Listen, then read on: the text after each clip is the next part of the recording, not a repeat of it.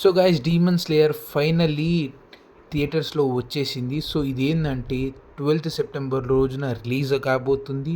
ఇప్పుడు నేనైతే జస్ట్ ఒక ఫ్రెండ్లీ క్యాజువల్ రివ్యూ తీస్తున్నా. ఇంతకుముందు మనం చూసింది ముజాన్ వాళ్ళ క్యాసల్లో ఎంట్రీ అయిపోతారు అందరూ డీమన్ స్లేయర్లో.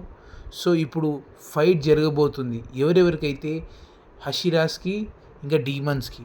ఇందులో మనం టాప్లో కూడా చూసుకోవచ్చు. ఈ మూవీ గురించి చాలామంది చాలా చాలా రకాలుగా మాట్లాడుతున్నారు. ఎందుకంటే దీని కలెక్షన్ వింటే మీరు షాక్ అయిపోతారు.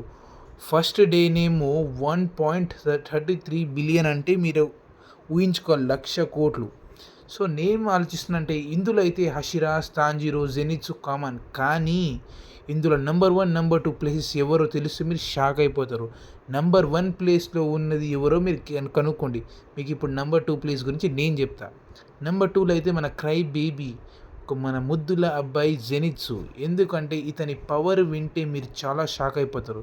ముందు ఏడుస్తుండే కానీ ఇప్పుడు ఈ మధ్య చాలా సీరియస్ అయిపోయాడు.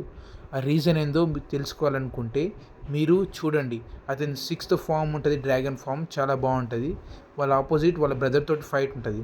దాని తర్వాత అప్పర్ ర్యాంక్ డీమన్ నెంబర్ 1 ప్లేస్లో ఉన్నది రెంగుకు. తర్వాత ఇంత ఔరని అంటే ఇంత ఫ్యాన్ ఫాలోయింగ్ పెంచుకుందండి ఎవరంటే అకాజా. అతనికి చాలా బాధ స్టోరీ ఉంటుంది.